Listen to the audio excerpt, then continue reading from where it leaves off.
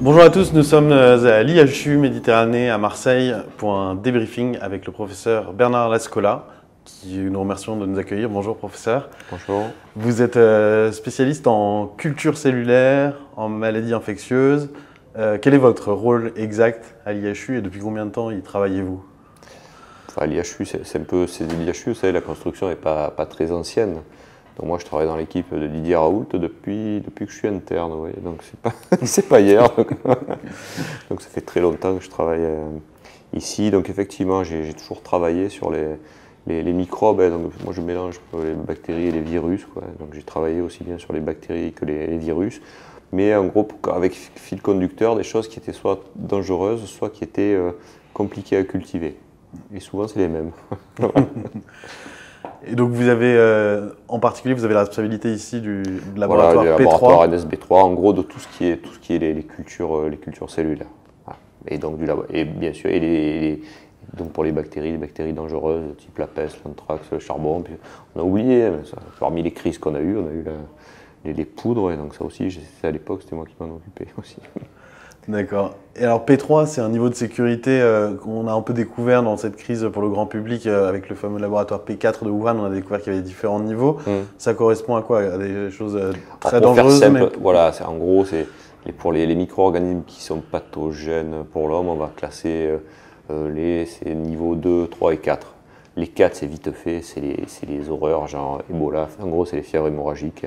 Donc des maladies qui sont très très mortelles pour lesquelles il n'y a pas de vaccin, pas de traitement. Globalement, il y a peu ou pas de traitement. Voilà. Donc ça, c'est les niveaux 4. Il y a le P4 de Wuhan à Marseille. Excusez-moi, à Marseille, on n'a pas de P4, mais on y en a en France, notamment à Lyon, les militaires en ont, quoi. Voilà. Et après, les P3, les P2, c'est les bactéries standards qui sont pathogènes pour l'homme. Et les classes 3, c'est ceux qui sont plus dangereux, mais pour lesquels il n'y a pas de vaccin, où le vaccin est peu efficace, où on ne peut pas le faire à tout le monde, où la mortalité, il y a une mortalité qui est non négligeable. Voilà. Donc le SARS-CoV-2, il a été classé dans les P3. Très honnêtement, au début, ça se justifiait. Maintenant, ça peut se discuter. Parce que quand le virus, vous risquez de l'attraper plus dans le métro que dans le laboratoire. Je ne sais pas si ça devrait rester encore classé P3. Ouais. Alors, au cours de la visite de l'Institut, nous avons vu que vous aviez quand même des moyens exceptionnels. Aujourd'hui, vous avez toute l'attitude de travailler sur vos différents sujets de recherche autant que vous le désirez. Oui, surtout parce que d'abord, on a un labo P3 qui est exceptionnel. Il est immense, il est neuf, il est bien équipé. Faut savoir, votre surface utile, il y a 1200 mètres carrés, quoi, donc c'est gigantesque. Et à côté de ça, on a tout le reste, c'est-à-dire c'est bien d'avoir un P3, de faire de la culture de virus, mais après on a besoin d'un microscope électronique derrière, on a besoin de faire du séquençage. Donc en fait, l'IHU, c'est pas le P3 qui est isolé, quoi, mais c'est le P3 au milieu de toute la plateforme technologique. Ouais, voilà, c'est ça qui est important. Avec la capacité d'intégrer différents champs de voilà, et on compétences. peut tout faire, et c'est plaisant, parce qu'ici, on a le plaisir de tout faire, quoi. Alors moi, je peux aussi bien faire de la génomique, je peux faire de l'électronique, je peux faire de la biologie cellulaire, je fais tout, tout m'intéresse, voilà. On peut tout faire, hein, voilà. Et on a les patients, en plus, c'est une chose importante. Quand on est isolé, on a beau avoir un beau labo, une bonne plateforme, et si on n'a pas des patients pour travailler sur leurs prélèvements, c'est compliqué. Et aujourd'hui, vous êtes repassé, est-ce que vous diriez que vous êtes à nouveau dans un mode de fonctionnement presque normal hors Covid, ou est-ce que vous êtes toujours en vigilance, prêt à redéployer? Ça dépend de quoi on parle. Il y a la partie hospitalisation. Hospitalisation, quand même, ils sont les unités. En gros, il y a 2/3 de l'IHU qui a des lits Covid, et les 2/3 des lits sont pleins, quoi. Donc on a été obligé d'ouvrir d'autres lits dans l'assistance publique pour accueillir les malades Covid. Alors pourquoi on garde des lits qui ne sont pas Covid? Parce qu'il y a les autres maladies infectieuses, il ne faut pas les oublier. Ça a été un peu l'erreur les premières fois, c'est-à-dire on remplissait les Covid et les autres malades qui avaient des tuberculoses, d'autres maladies infectieuses, on les a un peu négligés, vous voyez. Donc là, justement, on essaye de garder quand même des lits de maladies infectieuses pour les autres maladies infectieuses qui n'ont pas disparu, quoi. Il y en a certaines qui ont été diminuées, typiquement, par exemple, la grippe, ça avait quasi disparu, quoi. Enfin, l'hiver dernier, cet hiver, on va voir. Mais l'hiver dernier, ça a disparu, et on a toujours besoin de lits de maladies infectieuses. Donc, en gros, on garde 2 tiers de lits. Donc, les cliniciens bossent pas mal. En hôpital de jour, c'est en train de monter en pression. Après, au niveau du laboratoire, si vous voulez commencer, on a appris à travailler sur des rythmes effrénés de tests. Si vous voulez, maintenant, c'est vrai que globalement, la quantité qu'il y a là, c'est pas l'enfer. Ouais. Donc c'est parce qu'on s'est adapté à ça, quoi. Ouais. Vous regardez sereinement l'évolution, même si ça devait repartir assez fort. Le Oui, Covid. La seule angoisse qu'il y a, parce que moi je pense que notre direction à l'assistance publique a l'intelligence quand même de voir que quand ça redémarre, de nous laisser du personnel, quoi. Donc tant qu'il y a le personnel, le seul facteur qui peut être limitant en cas de grosse et immense épidémie, c'est toujours les réactifs. Hein. Voilà, c'est-à-dire là, s'il y a une pénurie de réactifs, et il y a de temps en temps des ruptures de certains réactifs. Donc, mais petit à petit, on s'adapte, vous savez. Voilà. Par exemple, pour les cultures cellulaires, les milieux de culture cellulaire, c'est des trucs qui sont vendus en flacons. Et donc, il y a eu des moments, il y avait des ruptures sur les flacons, quoi. Donc, j'ai fait commander des milieux de culture qui sont en poudre qu'on peut refabriquer ici au cas où pour tenir. Donc, on s'adapte petit à petit, on s'adapte pour justement essayer de prévenir justement ces ruptures de réactifs. Ouais. Et est-ce que vous diriez que dans la capacité de l'IHU à répondre à une situation de crise, son statut particulier, qui a une agilité un peu peut-être plus grande que des structures plus lourdes d'un point de vue administratif ou soumises aux lourdeurs universitaires, par exemple, strictes, est-ce que ça lui a conféré une certaine agilité ou alors c'est vraiment une culture maison de Non, l'expertise? il y a des choses. Il y a la facilitation qui peut être faite plus ou moins par la direction de l'assistance publique. Et lors des premières crises, il faut être honnête, le directeur nous a beaucoup aidés. C'est-à-dire qu'il y a des moments donnés où on avait besoin d'eux et il a répondu présent. Donc jusqu'à maintenant, ça s'est très bien passé. Après, il y a une partie qui est liée à la structure de ce que c'est une structure hospitalière publique, c'est-à-dire qu'on est soumis à des systèmes qui sont les appels d'offres, et ça c'est lent, c'est lourd, et c'est pas adapté à être agile, quoi. Ouais. Et donc c'est là que la fondation joue un rôle, quoi. C'est-à-dire que pour un moment donné, quand il faut acheter les réactifs, on va pas faire un appel d'offres et attendre 3 mois les résultats. Ouais. Donc là, il faut être agile, et c'est la fondation qui prend en charge ces trucs pour être agile. Voilà. Donc c'est cette espèce de mélange public-privé qui est extraordinaire. Ouais. Mais alors Didier Raoult et ses équipes revendiquent le fait d'avoir su être agile, se mettre en branle, déployer des moyens, être créatif même sur tous les tableaux pour affronter cette nouvelle maladie qui arrivait en 2020. Est-ce que c'est pas un peu facile de s'en satisfaire et de dire qu'on aurait pu faire partout pareil ailleurs, alors qu'ailleurs ils n'avaient pas forcément les mêmes possibilités? Oui et non, il y a une part qui est liée effectivement à la structure de l'IHU comme elle a été faite. Il faut rappeler quand même que c'est Didier Raoult qui a pensé ça, donc ça marche bien. Après, si vous voulez, quand on était au tout début de la crise, moi j'ai vu, alors je ne dirais pas qui, mais enfin certains CHU qui étaient pas très loin de chez nous, quoi. Ils continuaient à fermer le laboratoire à 4h de l'après-midi, quoi. Parce qu'ils n'ont jamais essayé de redispatcher les techniciens dans les différents services. Ouais, en alors nous, ce qu'on a dispatché, c'est-à-dire on a redéployé, c'est-à-dire qu'il ne faut pas être idiot, quoi. C'est-à-dire quand on a besoin de faire beaucoup de tests PCR pour faire le diagnostic de Covid, alors que tous les gens ils sont chez eux, quoi, le reste de la microbiologie, il n'y a pas grand-chose à faire. Donc il n'y a pas grand-chose à faire, c'était le moment à redéployer. Et ça, les gens ne se sont pas non plus trop creusé la cervelle pour le faire. Donc c'est moitié-moitié. D'accord. Et alors aujourd'hui, vous êtes en situation non pas de crise, mais de vigilance, disons. On est en remontée épidémique. Ça remonte doucement, les eaux usées, les fameuses dont vous avez fait la surveillance avec les marins-pompiers remontent aussi. Mais alors, comment tout cela s'articule avec la vaccination? On a eu depuis 10-11 mois en France une vaccination croissante qui semble atteindre un certain plafond. Est-ce que vous pensez que l'immunité conférée par la vaccination s'effondre? Qu'est-ce que ça nous dit, cette remontée de l'efficacité de cette vaccination de masse? Alors déjà, il y a deux sortes de protection qu'on peut avoir. On peut avoir une protection qui est liée à une infection préalable, on l'oublie, mais enfin, quand on a été infecté, on est un peu protégé. On voit qu'on est globalement mieux protégé. Il semblerait qu'on soit mieux protégé quand on a été infecté que quand on a été vacciné. Donc et pas sur le plan biologique. Sur le plan biologique, on voit que les gens qui sont vaccinés souvent ont beaucoup d'anticorps, mais c'est pas tout, ça on peut en discuter, ça va dépendre de l'âge. Et après, pour ce qui est de la vaccination, honnêtement, s'il faut regarder ce qui se passe, c'est pas la peine de faire des modèles très compliqués. On regarde Israël qui a beaucoup vacciné, on voit bien qu'ils ont eu, après la vaccination, une vague sans précédent. Alors après, on peut dire, et on le voit, on l'a vu là, je ne sais pas si ça va rester comme ça en fonction des différents variants qui viendront après, mais c'est vrai que ça a limité les formes graves. À peu près, nous on avait calculé, je me rappelle, cet été j'avais calculé 50%, actuellement je crois que ça serait pareil. C'est bien, c'est merveilleux de diminuer les formes graves de 50%, il ne faut pas cracher dessus, donc c'est très bien. Mais si vous voulez, ça limite très peu la circulation du virus. Voilà. Et donc on a bien vu en Israël, ça a eu des vagues extraordinaires, quoi, et j'ai peur que ça continue. Et donc le vaccin n'empêche pas la circulation du virus. Ouais. Et concernant les variants, beaucoup ont dit vacciner très fort, très vite, ça limitera la création de nouveaux variants. D'autres ont dit au contraire, la pression vaccinale va susciter de nouveaux variants. Alors j'ai entendu, des fois j'écoute peu la radio, la télé, je suis désolé. En pratique, j'ai écouté ça la dernière fois que je suis allé à Lyon, donc ça doit être, je sais pas, il y a 2 mois, il y a une interview dans le taxi, le type était je crois que des écoles de santé publique. Et donc il expliquait mais que le vaccin, ça n'avait pas bien marché, surtout parce qu'on n'avait pas eu de chance d'avoir le variant Delta, quoi. Parce que ça vous fait rire.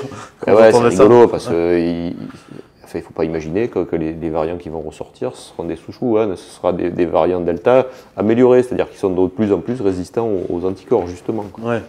Donc ça peut aller que plus mal. Mais bizarrement, là on a toujours le variant Delta. Principalement. On a toujours le variant Delta. Voilà, alors, en Angleterre, on a repéré un sous-variant, mais qui n'a pas l'air franchement ici de s'implanter. Nous, on en a repéré des sous-variants dans le Delta, on a quelques-uns de sous-variants. On les surveille, quoi. C'est-à-dire, il y en a, on les voit démarrer, ça fait un petit cluster et ça stagne. Il n'y en a pas un qui est en train de faire un énorme pic. Pour le moment, ici, on n'a vu qu'un seul variant, celui qu'on a eu, qui nous a infecté là, à l'automne de l'année dernière. À l'automne de l'année dernière, il a fait effectivement 2 pics, mais ce n'était pas un immense pic et puis après un deuxième immense pic, c'était un grand pic et après une réplique juste avant qu'après le variant Yucca revienne. Voilà. Et donc là, c'était un sous-variant. Et est-il possible que ce soit la vaccination qui est figée sur le variant Delta et ses variants à lui ou... J'en sais rien. On ne sait pas, on ne connaît pas tellement. Ouais. D'accord. Je sais pas, peut-être qu'il ne va pas apparaître ça m'étonnerait qu'il n'apparaisse pas de nouveaux variants. Il y en a qui sortent de temps en temps, on voit là, le variant par exemple qui est sorti en Bretagne, il y a eu un cluster et qui apparemment venait d'Afrique. Mais après, ça ne veut pas dire qu'un variant qui arrive comme ça, qui fait un cluster, va se répandre. Nous, typiquement à Marseille, c'était impressionnant. On a eu une introduction assez importante de variants sud-africains qui est arrivé à peu près fin janvier. Et ce variant sud-africain fin janvier, il était lié à des personnes qui étaient allées pendant les fêtes, qui étaient allées aux Comores et qui sont revenues. Voilà. Et donc on a un retour de beaucoup de Comoriens qui revenaient avec ce variant sud-africain. Et donc on sait que ça a été introduit massivement ici. Ça n'a pas donné d'épidémie. Ouais. Mais je ne sais pas pourquoi. Ouais. On navigue toujours avec beaucoup d'inconnus. Oui. Ouais. Et concernant les différents types d'immunité, on s'est beaucoup intéressé à celle conférée par les anticorps, celle que la vaccination a donnée, dont on a compris qu'elle était temporaire, éphémère, parfois précaire selon les personnes vaccinées. Où en est-on de la connaissance sur l'immunité cellulaire, l'immunité C'est dur de se faire une idée parce qu'il sort beaucoup de publications. Si vous voulez. Apparemment, l'immunité cellulaire, c'est vrai, a l'air plus importante. Voilà. Nous, ce qu'on voit sur ce qu'on a pu faire, alors l'immunité cellulaire, c'est très compliqué à tester, c'est-à-dire qu'il y a peu d'équipes qui arrivent à faire ça, c'est des tests qui sont très complexes. Voilà. Ce qu'on a pu faire sur la séroneutralisation, donc les anticorps, c'est globalement quand même, c'est un truc qu'on connaît depuis longtemps, plus on est vieux, moins on fait d'anticorps et probablement moins on réagit. Quoi, voilà. Mais ça, c'est vieux comme le monde, c'est-à-dire que plus on est vieux, moins on fait de réactions immunitaires efficaces. Et c'est embêtant parce que c'est eux les plus à risque. Ouais. Et c'est eux pour lesquels la 3e dose est recommandée, les plus de 65 ans. Faut pas ça vous choque pas? Vous dites non, faut y aller? Non, c'est une bonne idée. Quoi. Même ça aurait pu m'être fait avant, vous savez. Moi, j'ai le cas de quelqu'un dans ma famille qui, après 2 doses, avait 4 anticorps qui se courent après, et je lui ai fait faire une 3e. C'était pas recommandé, mais si vous voulez, voilà, mais sans attendre. À 88 ans, il va attendre quoi? Donc c'est une bonne idée. Non, franchement, faire une 3e dose, c'est une bonne idée pour les gens à risque. Moi, ce qui m'embête, c'est de la 1re à la 3e pour les gens qui n'ont aucun risque, et notamment les jeunes. Pour les jeunes, oui. Enfin, moi, je vois avec effroi qu'on va nous... On risque de se mettre à vacciner les gamins. Je crois que c'est une hérésie. Vous aviez dit en août dernier que vous ne feriez pas personnellement vacciner vos enfants. Vous n'avez pas changé d'avis là-dessus? Oui, je ne vais pas vacciner les enfants. Donc il y en a une qui l'a eu, le virus. Une ado, enfin, ça lui a fait un rhume. Enfin, comme attendu, quoi. Ouais. C'était rien de gravissime. Après, j'en ai qui sont un peu plus âgés, qui sont les personnels de santé, donc ils sont vaccinés. Je trouve normal, pareil, que il y a un doute sur le vaccin, mais le personnel de santé, il y a un doute, mais le doute, il doit bénéficier aux patients, et pas au personnel de santé, sinon on fait notre métier.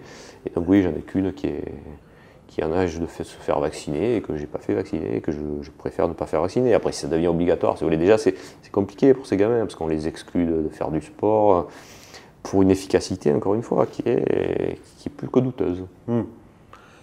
Oui, parce que donc à la fois sur la transmission et la contagion, l'efficacité du vaccin, même Jean-François Delfraissy le reconnaît maintenant, est très faible. Mais sur le risque personnel d'attraper la maladie, quand on est en bonne santé et qu'on a, mettons, moins de 30 ans, enfin je ne sais pas à quelle barrière vous faites la limite d'âge, mais il vaut mieux attraper la maladie. Il y a la limite d'âge de la mortalité. C'est-à-dire la mortalité, si on n'a pas de facteur de risque, en gros, c'est à partir de 65. Voilà. Ouais. Après, si on a des facteurs de risque, ça peut remonter plus haut. Et puis après, ça dépend de ce qu'on dit gravité. Gravité, est-ce que c'est être admis à l'hôpital ou est-ce que c'est finir en réanimation, voire de mourir. Voilà.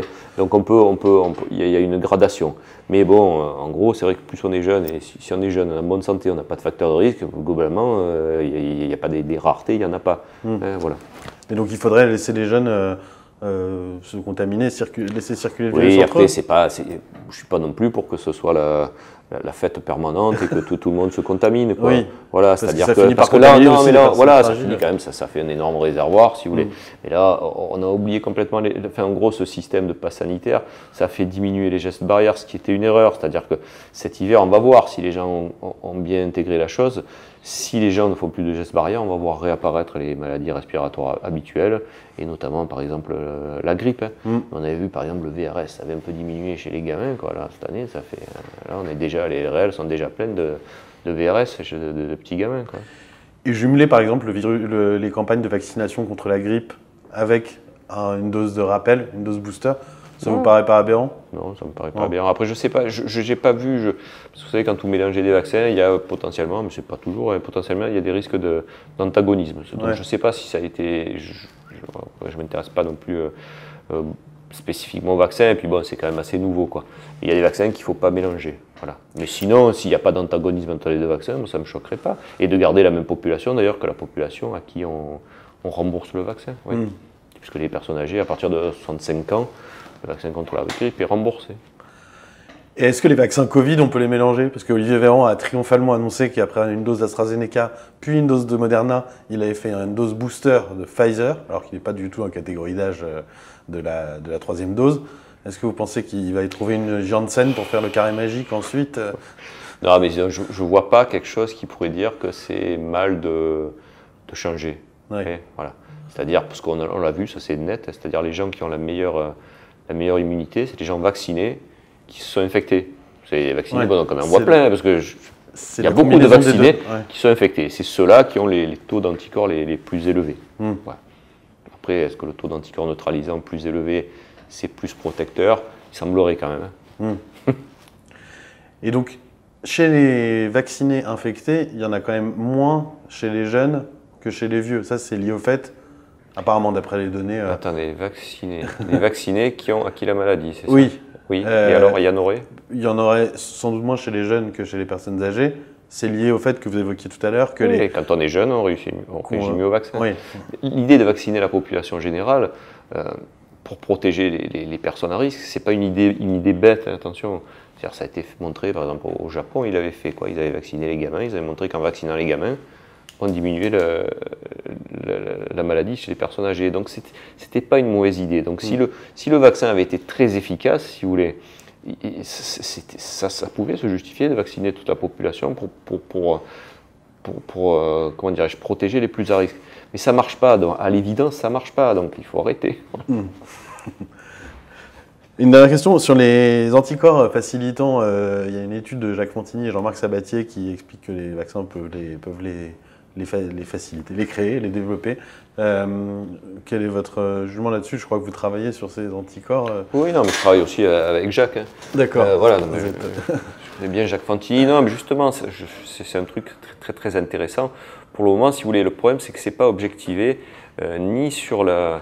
ni chez les patients, c'est-à-dire un problème des patients, et ni même in vitro de dire tiens, je prends ces anticorps-là et je regarde est-ce qu'ils sont facilitants in vitro. Voilà. Donc il manque quelques arguments comme ça.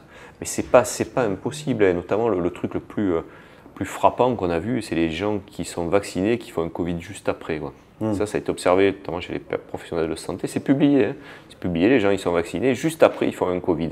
Et ils font plus de Covid que les gens qu'on ne vaccine pas de la même catégorie. Donc on dirait que alors est-ce que les facilitants ils apparaissent, c'est les premiers ou parce qu'ils sont en quantité trop limitée pour protéger et qui sont facilitants, je ne sais pas si vous voulez, mais clairement il y a quelque chose, oui. Donc c'est un truc à travailler.